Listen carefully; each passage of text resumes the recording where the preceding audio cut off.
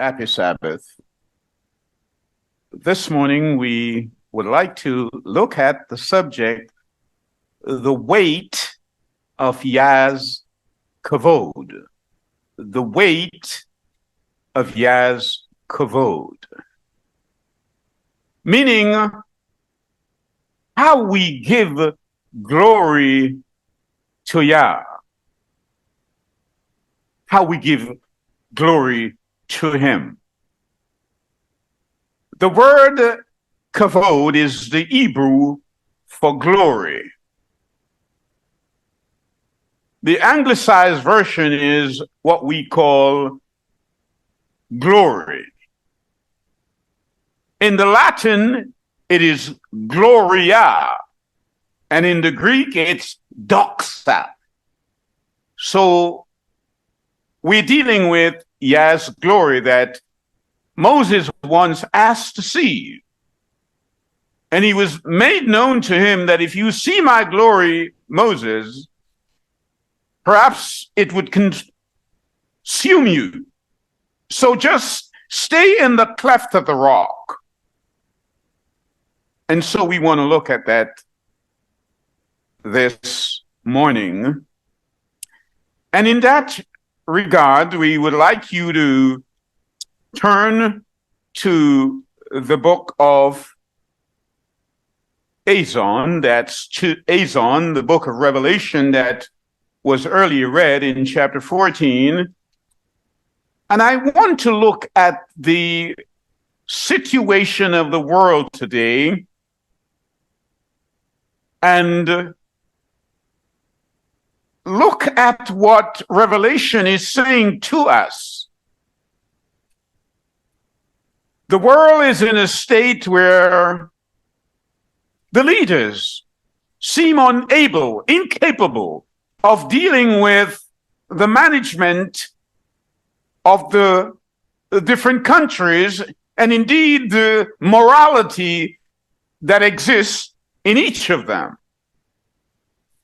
We watch, and perhaps our minds should look at the crucible events of this week. The crucible events, in that I hope they will bring redemption and reform. The two events that I think of, first is the fact that the Pope has decided that he would bless same-sex couples. Now we need to understand that in the context of what Yeshua has said, that when two people of the same sex are married, it's an abomination, meaning it sends a stench to his nostril, and he cannot agree to that. In Romans 1, 26 to 28, Paul, the apostle, speaks to that, and he says, Yah has given them over to their vile positions. And so it indicates quite glaringly the condition of the world in which we live. And I call that a crucible event of the week. The second one is, as you know, we're having to contend with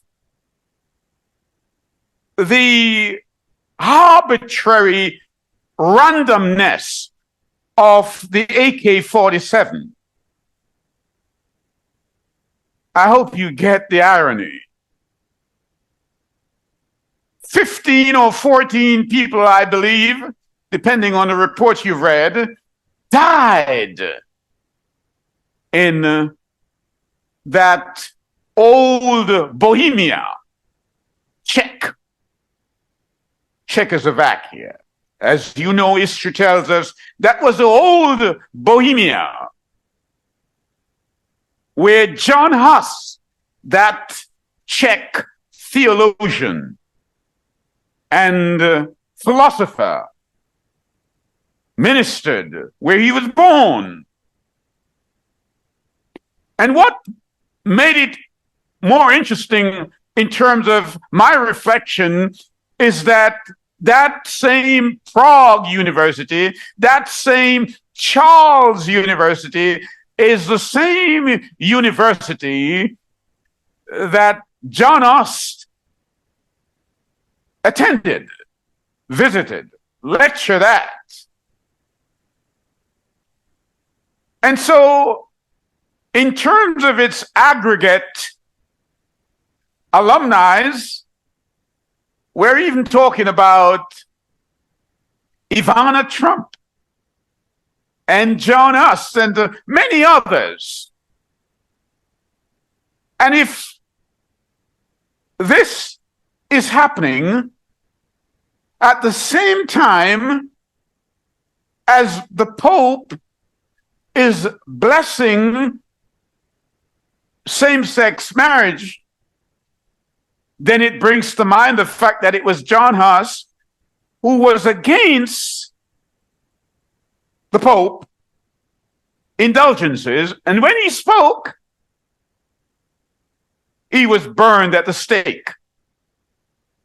And so these two events, in my mind, coincide. They come together to remind us that we must give Kavowd, glory to Yah. We must. And Yah says there is a people at the end of time, and he identifies them by the way they will conduct themselves, the way they will behave. They will have a message for the world. And so come with me to Revelation, that's Chizayon, chapter 14, and we will read from verse 3. It says, "And they sang a renewed song before the throne and before the four living creatures and the elders, and no one was able to learn the song except the 144,000 who were redeemed from the earth." They were redeemed from the earth. Verse 6 says, "And I saw another messenger flying in mid-heaven, holding the everlasting good news to announce to those dwelling on the earth, even to every nation and tribe and tongue and people." These people at the end of time, the now time, they will have a message to give to the world. And the first of those messages is this.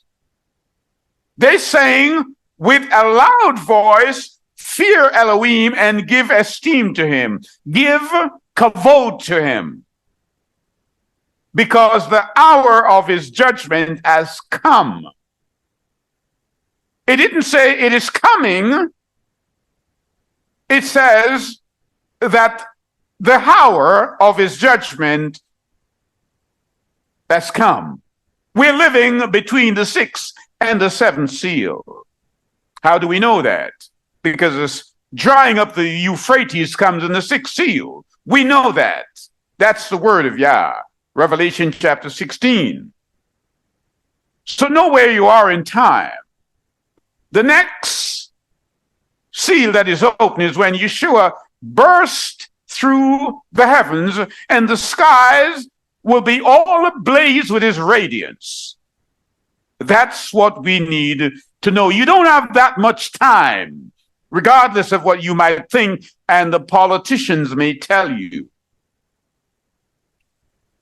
So the first angel's message, fear Yah and give esteem to him, give glory, give kavod to him, because the hour of his judgment has come, and worship him who who made the heaven and the earth and the sea and the fountains of waters. And notice what Johannan is here doing. Johannan is pointing you back to Exodus chapter 20, verses 8 to 11. Worship him. That means the worship you give him must include the keeping of the commandments. That also means that you keep the feast days. And don't say they are done away with, because I hear a voice that says, he hasn't changed. And the second angel comes along, another angel saying, Babylon is fallen. Fallen is Babylon, the great city, because she has made all the nations drink of the wine of the wrath of her whoring, false teaching. Meaning it's symbolic of confusion, religious confusion. That's what the second angel is here saying to us. There is a confusion in religion. Had you not been confused, you would never have substituted the Passover for Easter. You would never have done that.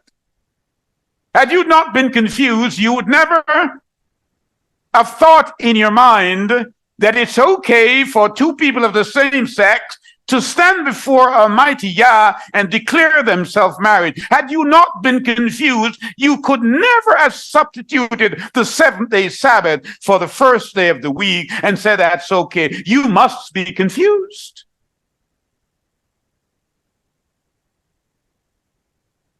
You are confused.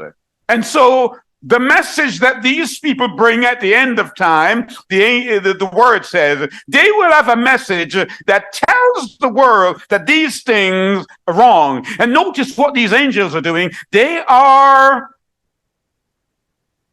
sowing the word. There is a reaping coming on we will get back to later on. But we want to look at worship. We want to look at worship and ask ourselves, does Yah really care how we come to the assembly? Does he care what we wear? Does he care what we say? Does he care how we speak and how we respect each other? Does he care? I want you to know that when I speak of worship, I'm not talking about the moment you step into the assembly on a Sabbath morning. That's not what I mean. All the food that we eat, the clothes we wear, the movies we watch, the places we go, the friends we have, these are all expressions of our worship to Yahweh. Even in our eating, we're worshiping. Remember that. And so if you were to come to me and say, you're going to worship today, I would ask you, well, what were you doing all week? Because everything that you do represents worship to Yah. It's a way of life. In other words, worship is a way of life.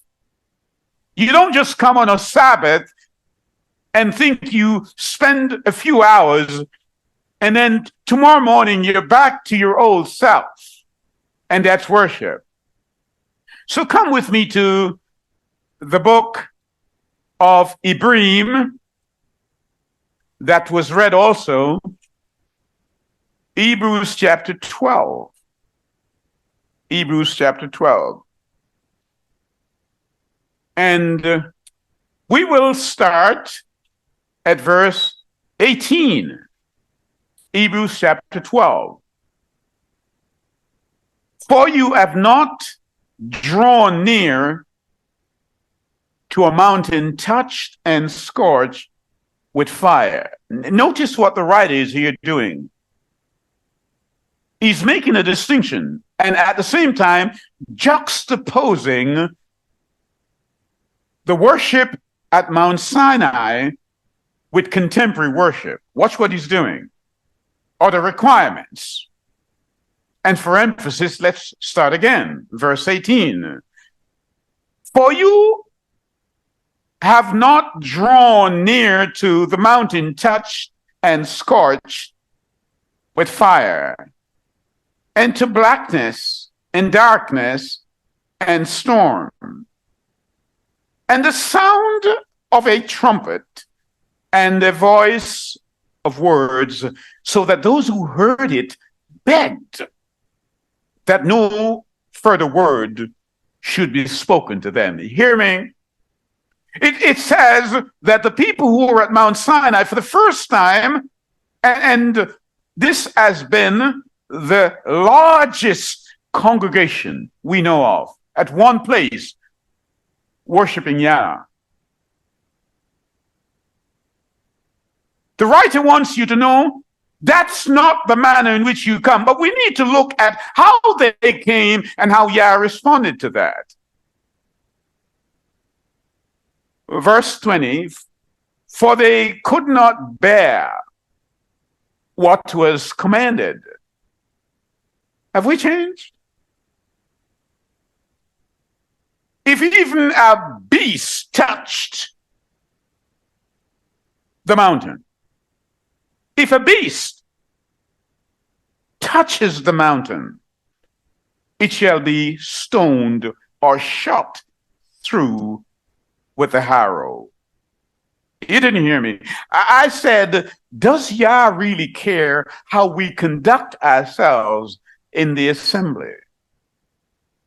He said that Mount Sinai, when the people came to worship, even if a wild beast, even if one of their beasts had touched the mountain, it would have been killed. Don't tell me it's all right for an altar back and a miniskirt to come before Yah in worship to him. Don't tell me that. It's important how we dress.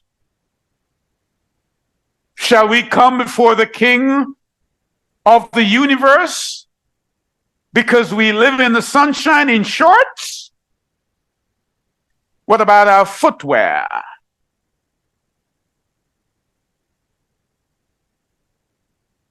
The word says, and so fearful was the sight that Moshe said, I exceedingly fear and tremble. Moses was said to be the meekest man on the face of the earth.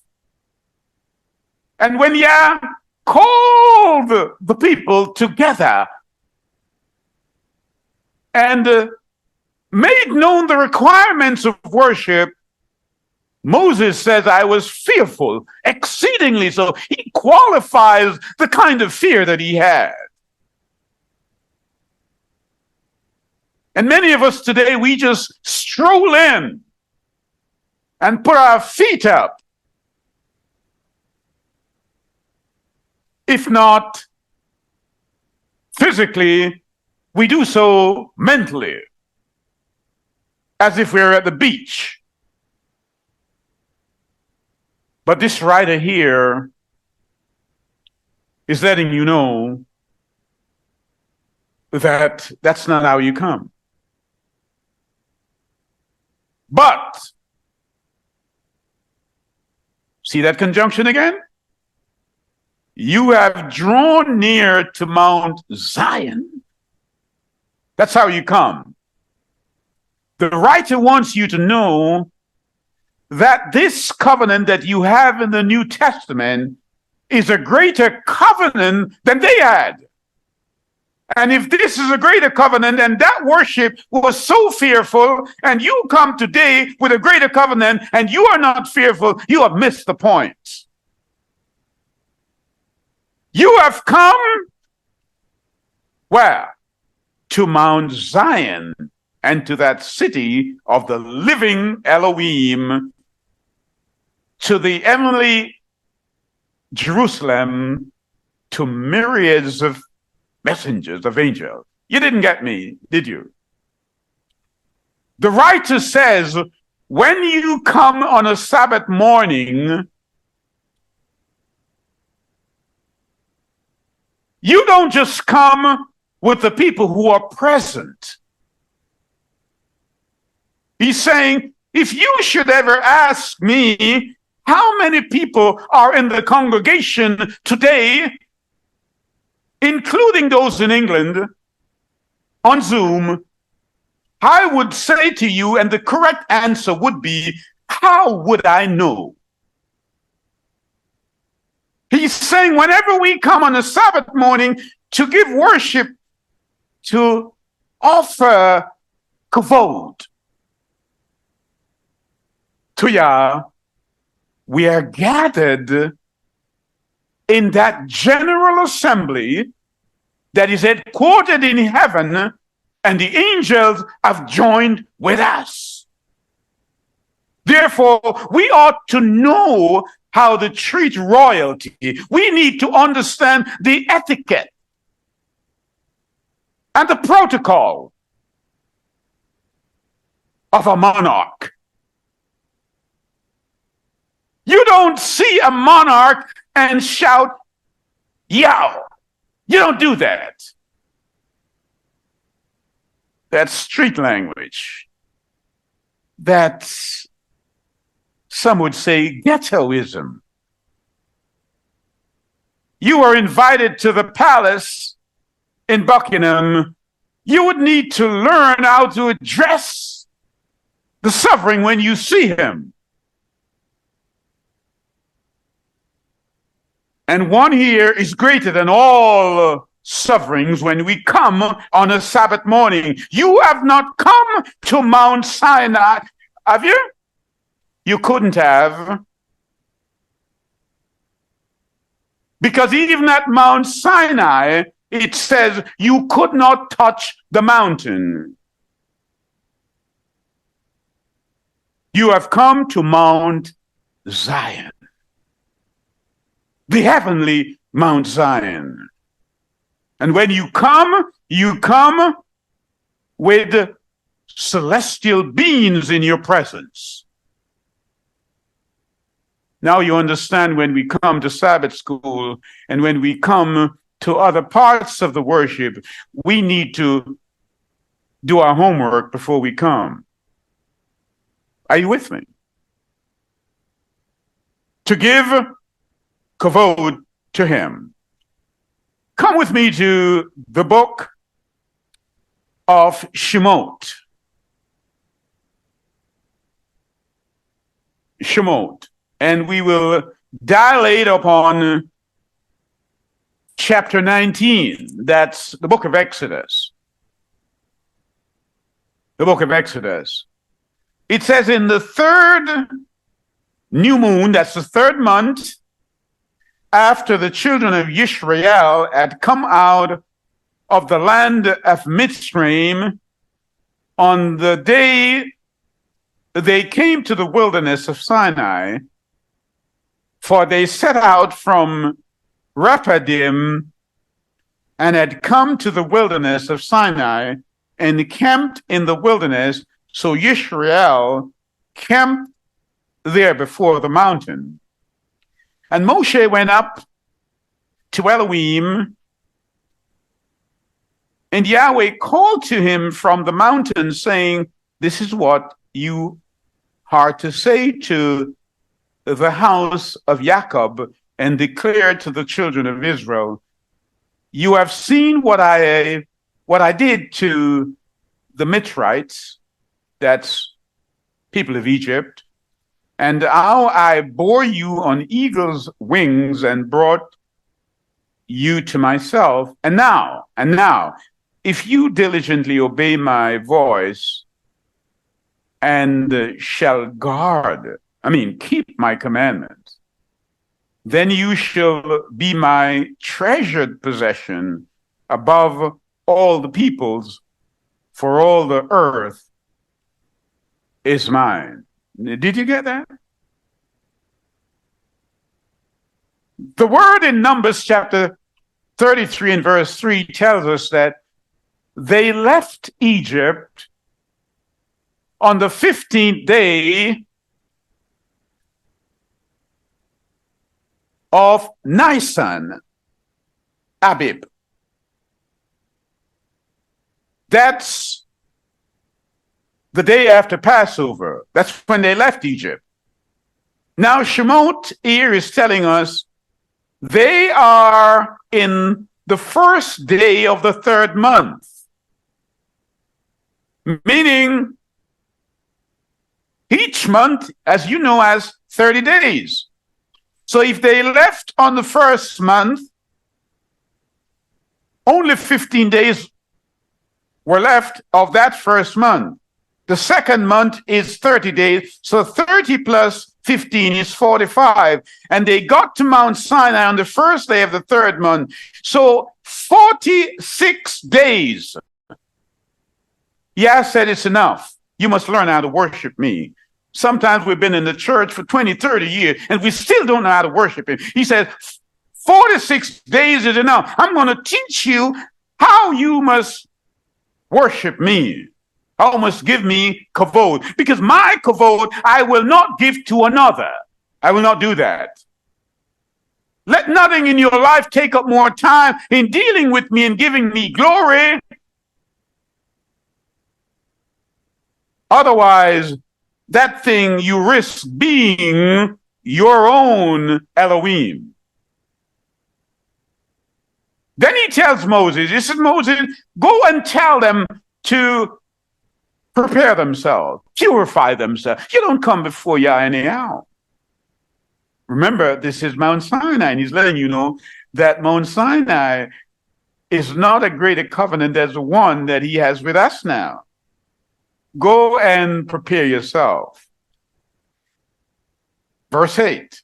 And all the people answered together and said, all that Yahweh has spoken shall do. So Moshe brought back the words of the people to Yahweh. And Yahweh said to Moshe, see, I am coming to you in the thick clouds, so that the people hear when I speak with you and believe you forever. And Moshe responded to the words of the people to Yahweh. He reported the words of the people to Yahweh. And Yahweh said to Moshe, go to the people and set them apart today. And tomorrow they shall wash their garment. Did you hear me? Tell them to wash their clothes. Does Yah really care how we come to the assembly? Tell them to wear clean clothes. That's what he says. And you shall make a border for the people all around, saying, take heed to yourself that you do not go up to the mountain or touch the border of it. Whosoever touches the mountain shall certainly be put to death. If we were to behave, some of us, as we behave now, and the clothes we wear, and the way we conduct ourselves in assembly today, if we had done that at Mount Sinai, we would not have lost very long. But you have come to Mount Sinai, and you are worshiping in a greater tabernacle. You better understand that. Don't come in your flip-flops, whether in attitude or physically. Your tightly knitted miniskirt. Where are you going? Uncovered self? We've come to give kavowd, glory to Yah. And here he says in verse 14, and Moshe came down from the mountain to the people and set the people apart, and they washed their garment. And he said to the people, be prepared by the third day. Do not come near your wife. You didn't hear me. We don't know what people do on Friday nights, but it's the Sabbath. Shall I remind you? At Mount Sinai, they were told not to go near their wives. The inference from that is no intimacy on the Sabbath. Wow. That's not what they teach. And he's letting you know that you have not come to Mount Sinai. You have come to Mount Zion, where you are in company with celestial beings on a Sabbath day.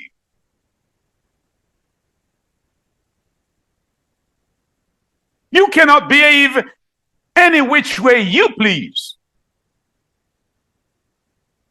And so I have found that in my attempt to elevate a man's thoughts by way of education, training him, moving him from one social stratum to a more exalted intellectual, spiritual ascent, that is to take him across a threshold of secular mundanity. Take him across that to a place, that place of ordinariness. That's not Yah's church, that commonplace. You want to move him from that secular commonplace and transport him to the spontaneity of true reverence. It's almost inevitable if you try to teach people those things, that you will expose them to an awesome frustration. And in so doing, they will either dislike you for attempting to change them, or they will despise their own traditional habits. Hear me? Every Sabbath we come here, and every Wednesday we meet, we cross a threshold from the secular to the spiritual, from the wrong to the right, from the left to the right. We cross that threshold, and some people don't want to cross that threshold.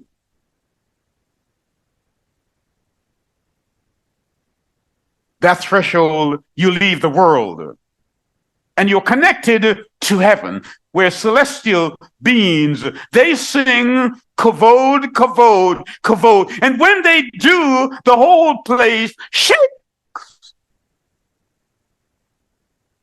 And then you go into an assembly down here, which should be a reflection of what is happening up there. And you behave as if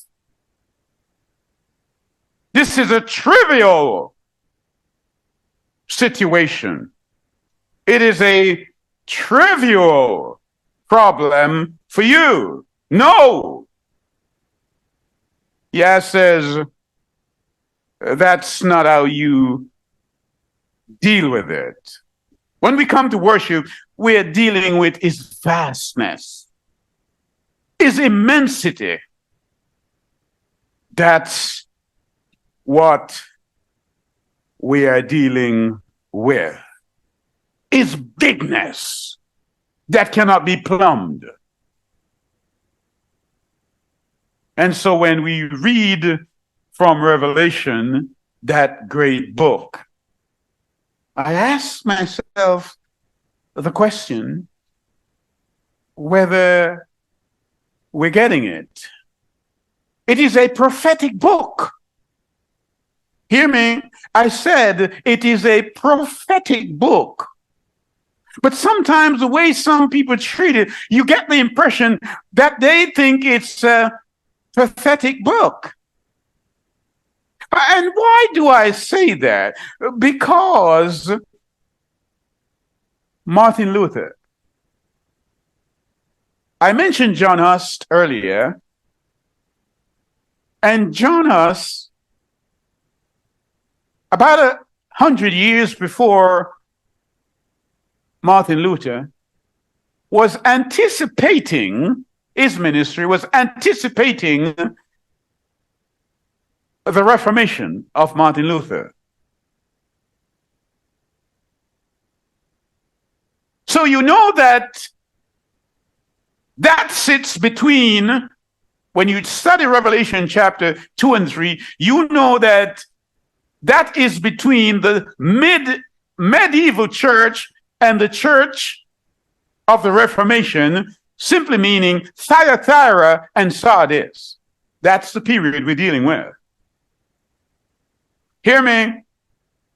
And so when you read in the book of Revelation, you see that Pergamos, which is the time that Emperor Constantine came into the church, at that time, the word says that Balaam was a teacher in the church.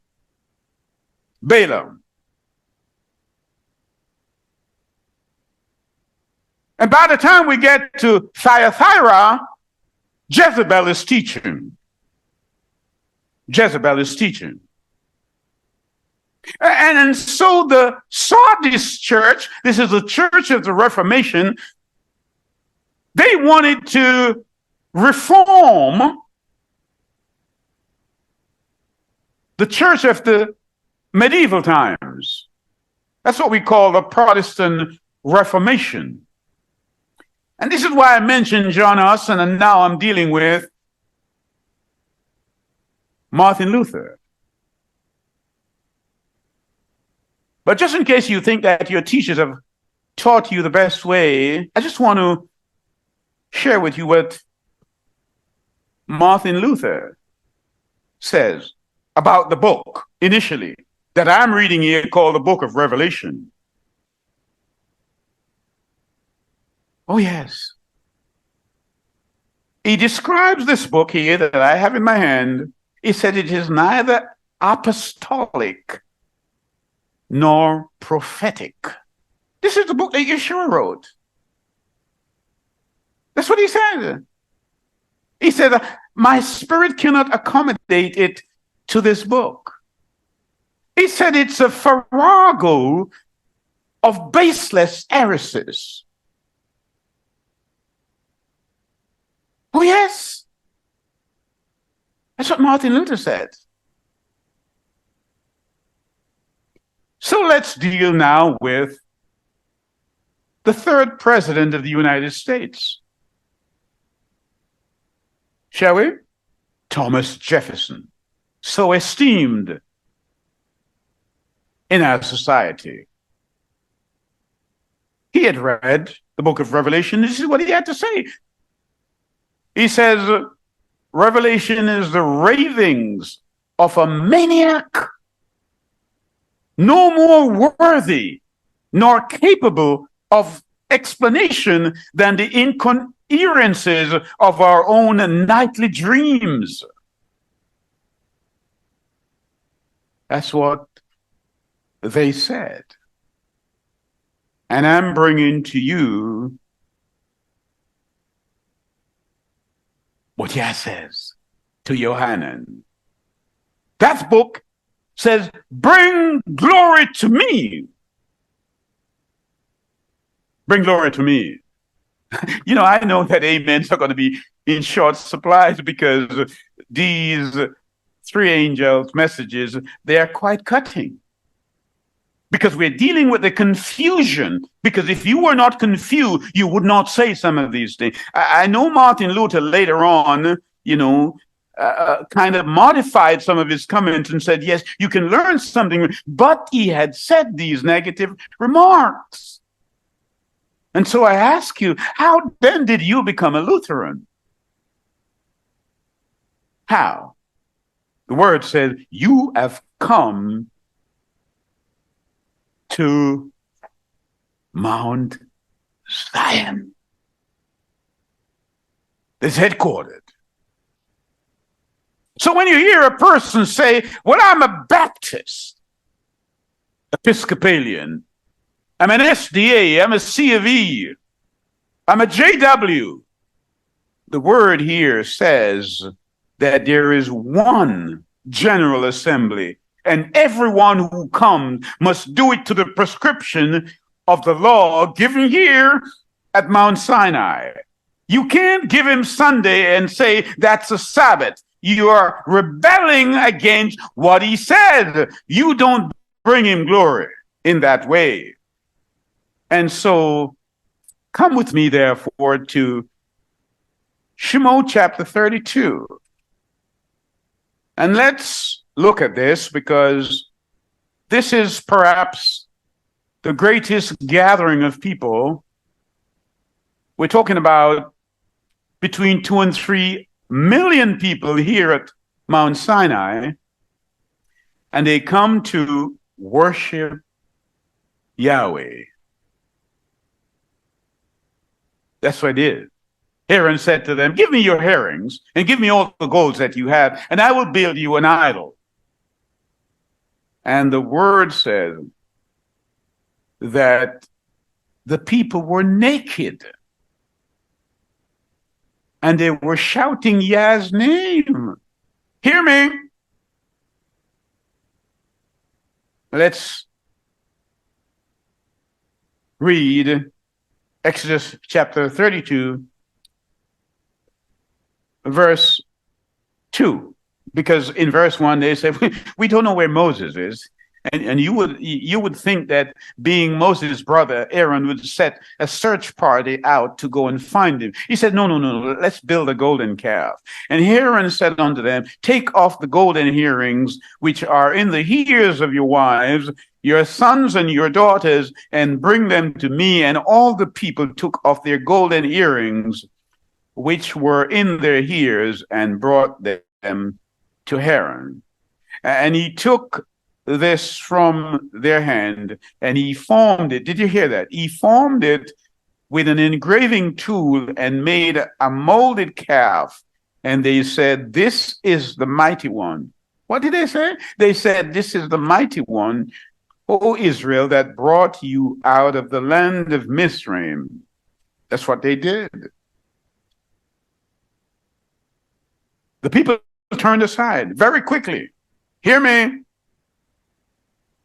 You know, sometimes we see people come to the assembly and we're telling them how they should live, how they should conduct themselves. And other people will look on and say, but they're new. You know, take your time with it. Yah says 46 days is enough. You must know how to worship me. You don't remain in the congregation and not grow. You've been there 2 years, 3 years, and you're not growing. Every plant you put in the soil, when the sun comes out, what does it do? It dies before it grows. You die in baptism. You must now grow, because there will be no harvest if you don't grow. My duty is to search the word and bring it to you. You must get a new bread, a new loaf every week you come. That's what the pastor, the elder, the priest's duty is, to feed you. Peter, thou lovest me? Yes, Yah. Feed my sheep. 3 times. Feed my sheep. Feed my sheep. How do you feed them? With the bread of life. Feed them. Yes. It says the people, they were naked. They were naked.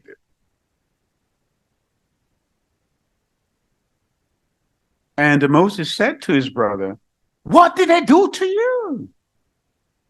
Why you did all this and caused them to sin? And so I don't want you to miss this. There is a kind of worship that Yah has no dealings with. It's not every worship that he accepts. Learn that. It doesn't matter how filled the church is, how many members you have. You don't have as many members at work that were at Mount Sinai, between 2 and 3 million people. And he never accepted that worship. It's not the quantity of worship, it's the quality of worship. Moses, notice what he said, go down and tell the people that you brought here. Earlier, Yah said, I was the one who brought them on eagle's wings. But now they're not doing what he said. He said, they're not mine. Not mine at all. Lo me, not mine. And so you owe it to yourself. You owe yourself a duty of care when you go to the assembly and you hear things that are not true. To hold your minister, to hold your elder, hold your bishop, hold your priest accountable to the word of Yah. Because your salvation, your eternity hinges on the truth. Told the woman at the well, if you're going to worship me, you must do so in spirit and in truth. You cannot do so in spirit and in truth if your doctrine is wrong. You can't do that. Can't do that. You have not come to Mount Sinai. You have come to Mount Zion, that is headquartered in heaven. So some of the things that you're used to bring in your congregation, you need to drop that at all. Drop it. Drop it. Leave it out. You're worshiping in vain, the word says. Let me show you what I mean. Come with me to Bereshit, and we will look at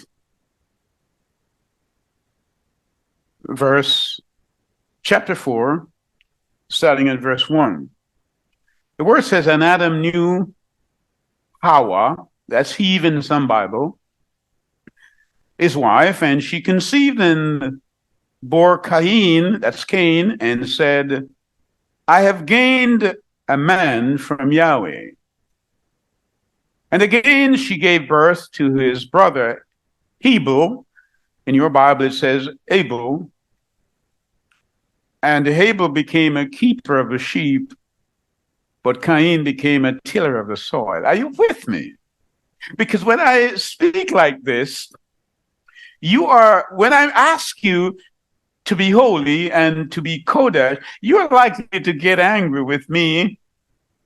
Because if not, then you're going to have to get angry with your habits. You raised Cain against me because you're not able. Are you with me? Verse 3, and it came to be in the course of time that Cain brought an offering of the fruit of the ground to Yahweh, and Abel also brought of the firstborn of the flock of their fat. And Yahweh looked to Abel and his offering, but he did not look to Cain and his offering. And Cain was very wroth, and his face fell. Did you get me? I'm reading from Genesis chapter 4. And Moses wants you to know that from ever since, when one man's religion is different from the other, he's likely to get angry with you. And this is the first case of fratricide we see in the word, where a brother kills his own brother. And why? Because his worship to Yah was more pleasing to Yah than the other man. So you see why I said earlier that when you try to elevate a man's thoughts and to move him from one stratum to the next, taking him over the threshold of the secular to the spiritual. When you do that and bring him to the spontaneity of reverence to Yah, one of two things happen. He'll either be angry with you or he's angry with his old habits. If he is angry with his old habit, he will change. But if he's not angry with his old habit, you know he's angry with you. People call that conversion. That's what happened. And so Yah comes down and he sees the two offering, and I hear what people say. They say, we know what happened. They say, because Cain did not bring a blood offering, that's why it was not accepted. That's not what the word says.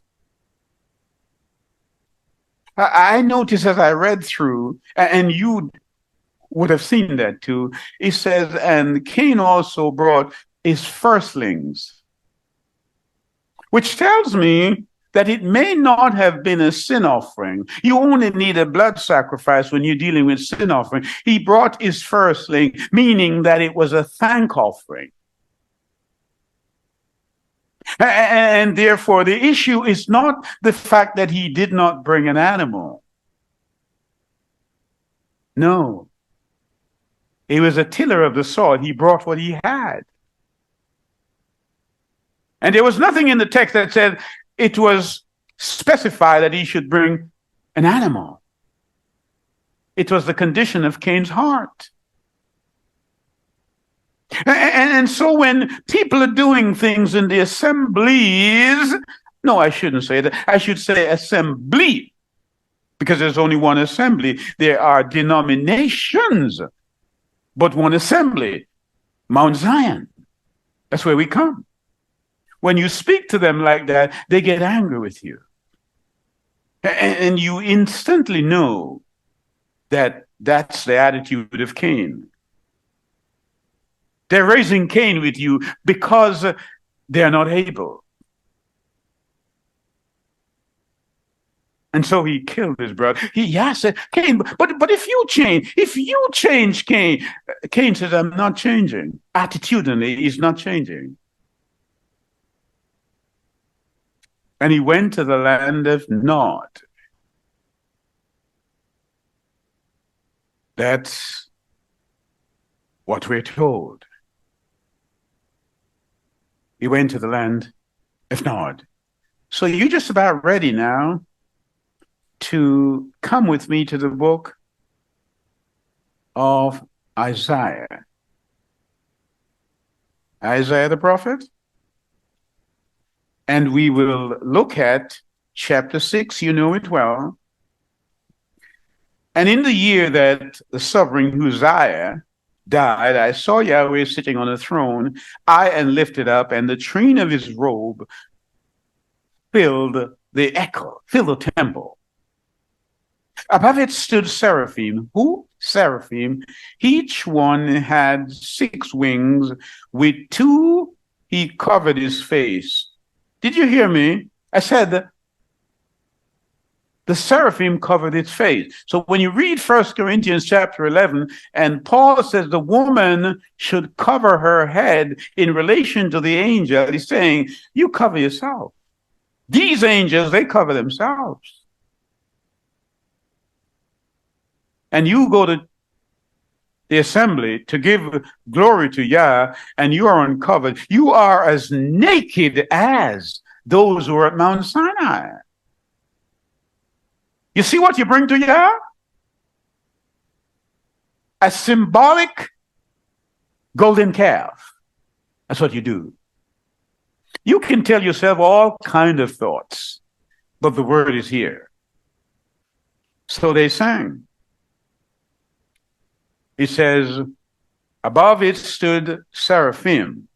Notice seraphim is plural. Whenever you want, in English, when we want to add plural to a word, we put S. In Hebrew, we put I-M. So when you read seraphim, you know it's a plural. Elohim is plural. Each one had 6 wings. With 2 he covered his face, and with 2 he covered his what? Feet, and 2 he flew. And one cried to another, and they said, what? Set apart, set apart, set apart. Kavowd, kavowd, kavowd. Holy, holy, holy.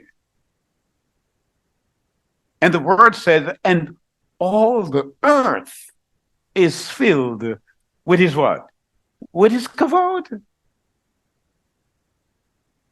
And the posts of the door were shaken by the voice of him who cried out, and the house was filled with smoke. And I said, woe is me. You didn't hear me. I said, Isaiah the prophet had been worshiping for several years.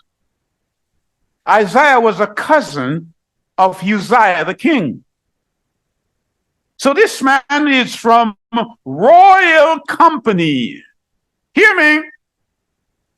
Isaiah mixed with kings. He's from the royal household. If you go through the book of Isaiah, you see how articulate is his writings. But for the first time, this prophet is seeing how they worship in the celestial realm.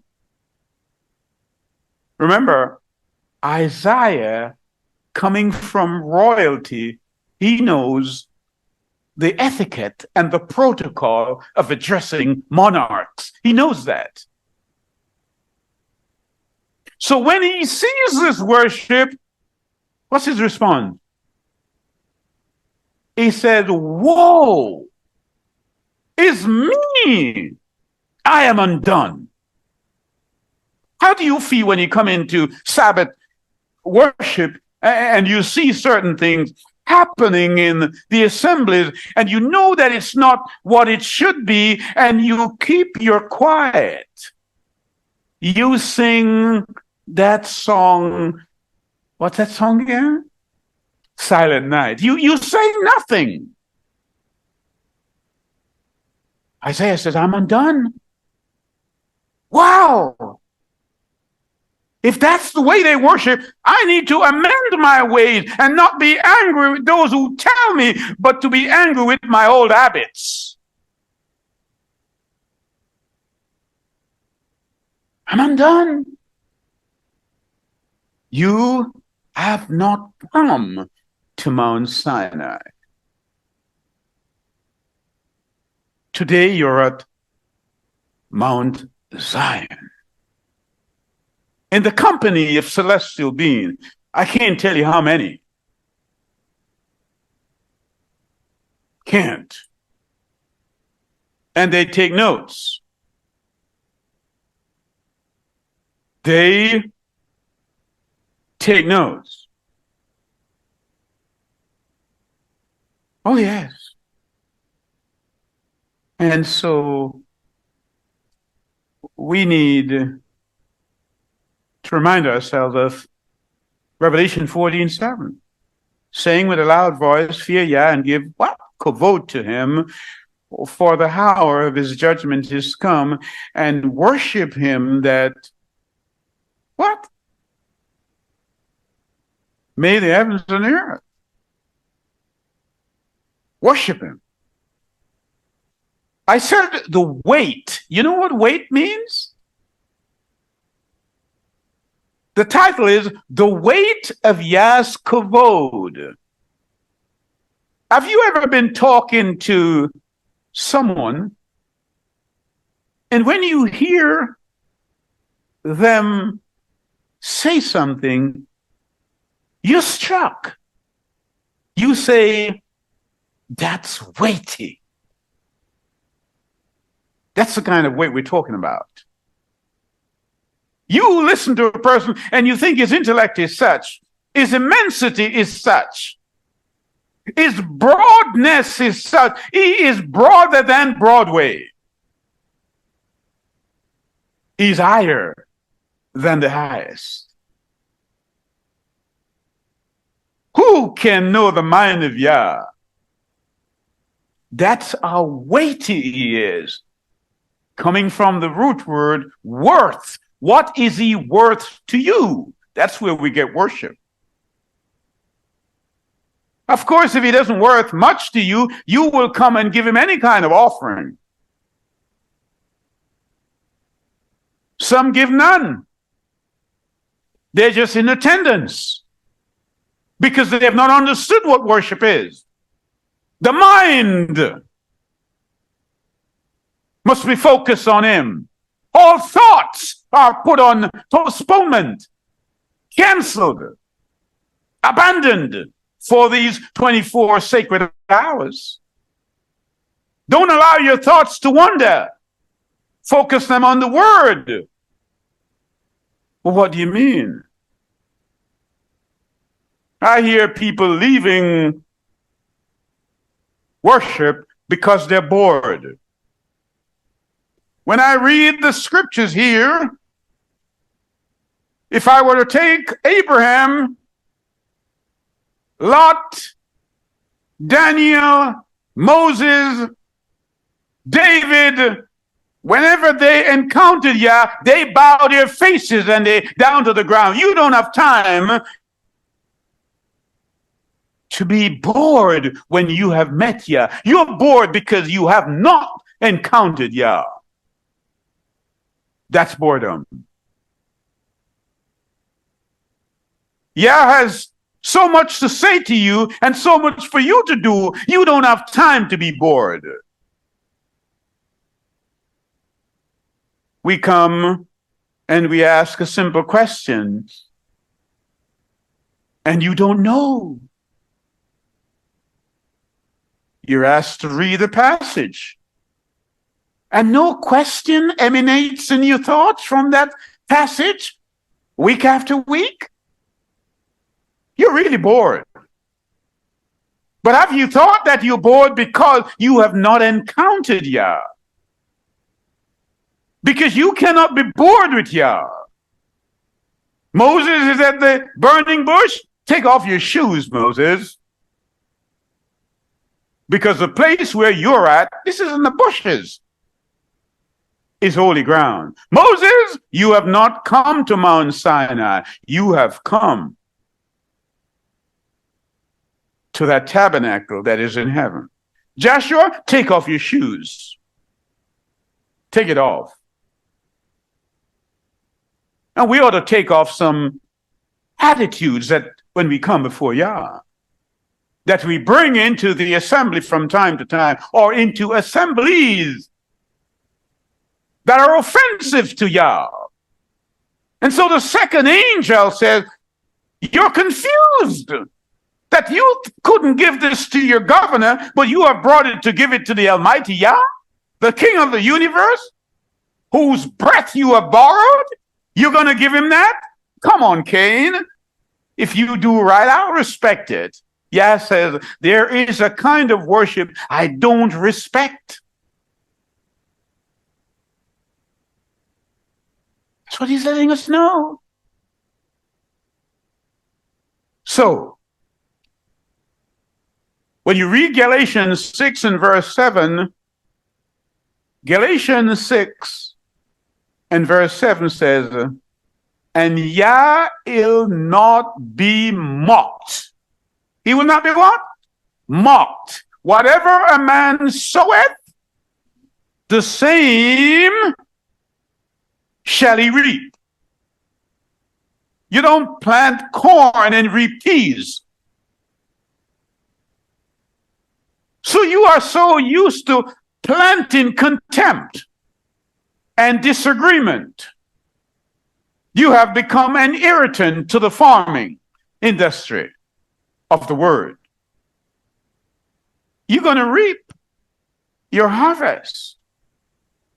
Because Yah is not mocked. So you better come back with me now to the book of Revelation. And that chapter where we started, let's put this thing in context and concludes it. Revelation 14.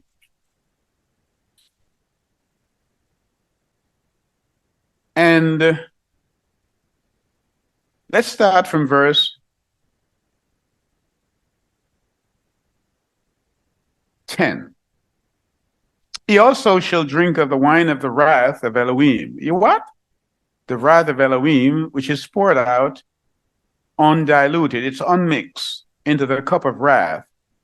Why is that, you ask? Because you did not heed the three angels' messages. Because the third angel says, the mark of the beast.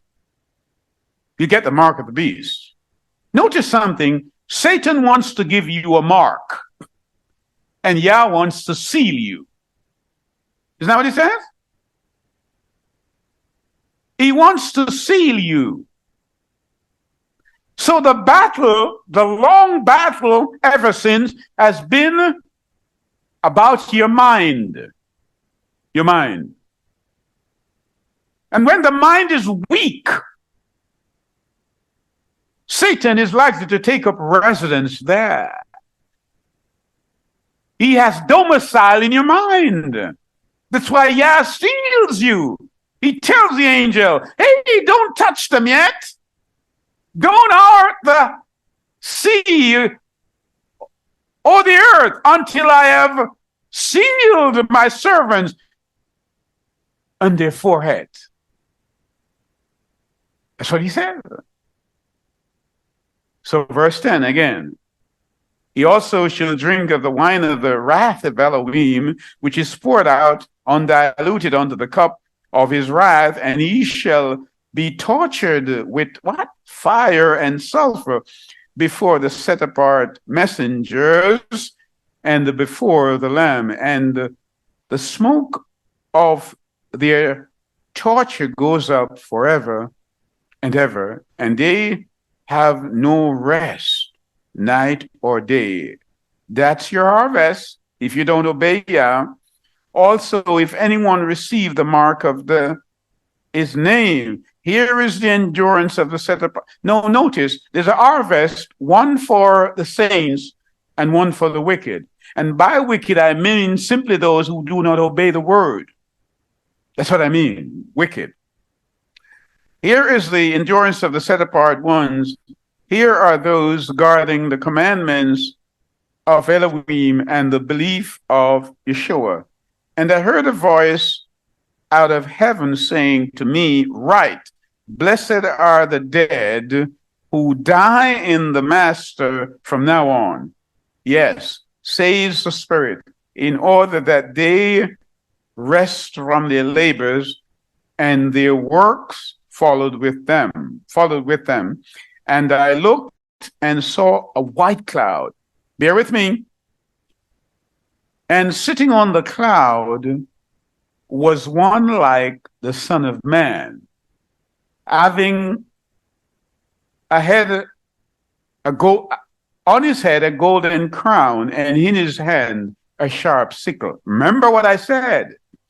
The three angels that we read of earlier, 1, 2, and 3, worship him, Babylon is fallen, mark of the beast. These were sowing, they were preaching the message.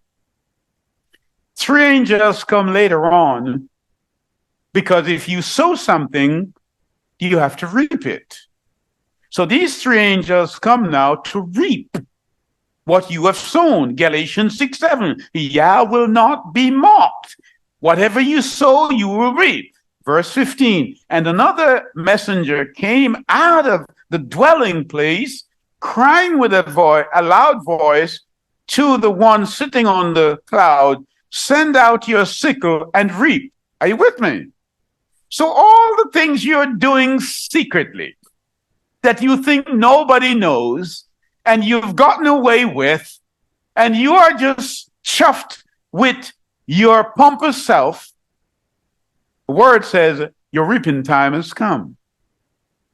Are you with me? because the hour has come for you to reap, because the harvest of the earth is ripe. And the one sitting on the cloud thrust in his sickle, and the earth was reaped. And another messenger came out of the dwelling place, which is in the heaven, and he too held a sickle, a sharp sickle.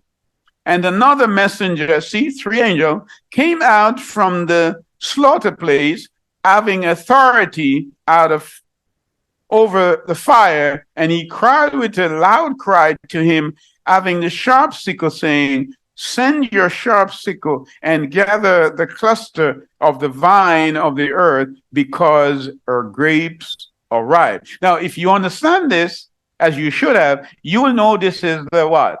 The end of the harvest. Which is the end of the harvest? There are 3 harvests, right? There is the barley harvest, which we call Passover.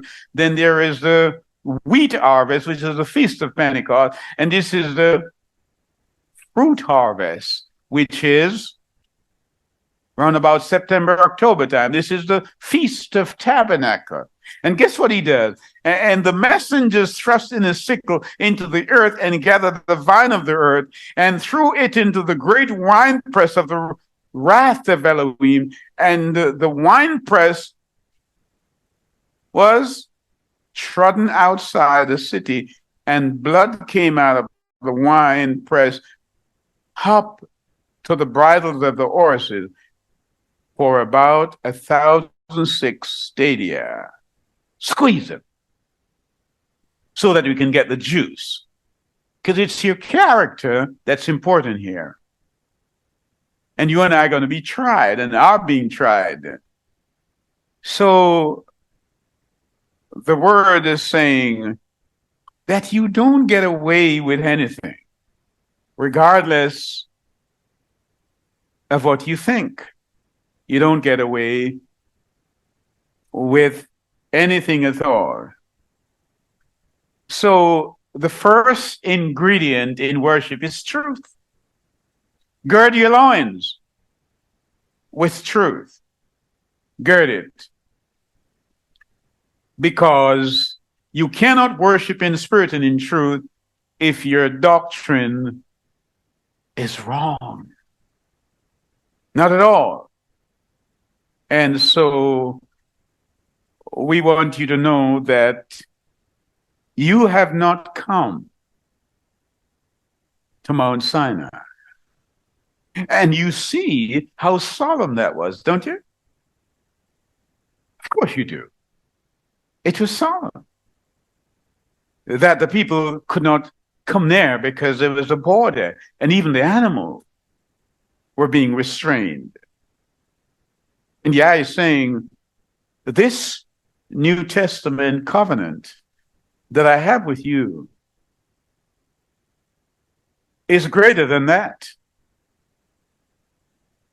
And by way of inference, and if he was so particular and so, if you like, pedantic about the way we dress, the conduct, reference, the quality of our worship at Mount Sinai, how more particular? He said, I want when you come to worship me and people see your worship, they know that you are a peculiar people unto me, different, set apart from the rest of the people. And they say, everything you say, I will do. You say too. And every Sabbath we come in parrot fashion, we say the same thing. And by Sunday, we're back to those old places, those old movies that we shouldn't watch, those old conversations that we should not have, those old diets that made us weighty, not intellectually, but obese, those kind of diets. So let me remind you, 46 days into the sojourn, you're now liberated, free. Yeah, I said, I want to change your clothes. I want to put on righteousness. I want to change your food. I want to give you manna. Moses will deal with that. And I want to make sure that you know how to worship me and how you come before me. I want all that. So that when other people see you, you will be unto them an example in righteousness. Because everything you do, you eat, you speak, they are expressions of how you worship me. So when someone asks you, are you going worship today? You say, I've been doing that all week. All week. In my speech and in my conduct. Pride must go. Cain, did you hear me? Pride must go. Did you hear me, Cain? Oh, yes. No golden calf. We must, like Isaiah, in awe. Wow. We ought not to say, woe is Tom or woe is Mary. Woe is me. It is me who is undone. It is me standing in this need of prayer. It's not my brother or my sister, but it's me. Because I have been king-like, but I want to be Abel. Not like the fable, but I want to be Abel. Are you with me? He says, let's go back and we'll conclude on this. In chapter 12 of the same book, Hebrew. He says, verse 23, to the entire gathering of and assembly of the firstborn. Who is the firstborn? Yeshua. Having been enrolled in heaven, and the Elohim, and the judge of all, and the spirits of righteous men made what? Perfect. They tell me you can't be perfect. He says, yeah, when you come before me, the spirit of just man, you've been justified by the blood, and in that way you become perfect. You walk in the light that has been delivered to you, and you're living by it, you are perfect. I don't care what your pastor said. The word says you're perfect when you walk in the truth. Perfection is not a plateau that you reach and you stop. You keep growing. Are you with me? You keep growing. And Yahweh, the mediator of the new covenant, and to the blood of sprinkling, which speaks better than what? Than Abel? Shall I read it again? And Yahweh, Yeshua, the mediator of the new covenant, and to the blood of sprinkling, which speaks better than the blood of Abel. Did you get that?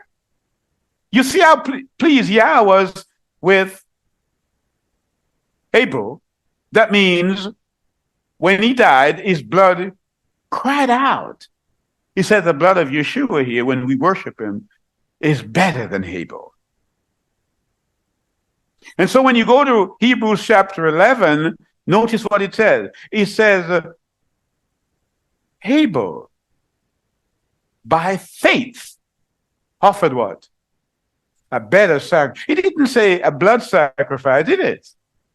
He said a better sacrifice.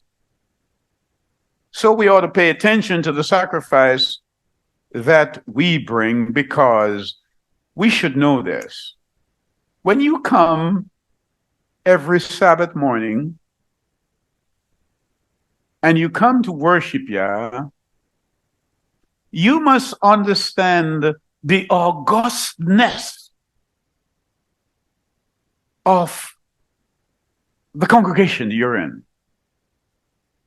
His majesty, his dignified bearing, his appearance is befitting royalty. The amplitude, the immensity, the gravity is transcendency. He's transcendent. If you get that, and you come into the assembly and still behave a different way, you have missed the point. Oh, yes. Oh, yes. So we come in solemnness. I don't mean sour faces, I mean solemnness. Are you with me? And if you miss all that, then I know ignorance is your mother tongue. It has to be. So let me encourage you, even as I encourage myself, to remind ourselves that we have not come to Mount Sinai, but to a greater tabernacle that is not built by hand. That's the one Abraham was looking for. A city that is not built with hands. And we cannot give anything less to him. Because in all our giving, if we have not given him glory, he takes notes. And he will not be mocked. Are you with me? So we are thankful that he has spoken so clearly to us this morning. We've understood, and we have a duty now to correct ourselves, our Cain-like attitude, and become more able, because we ask these things in Yeshua's name I pray. Amen.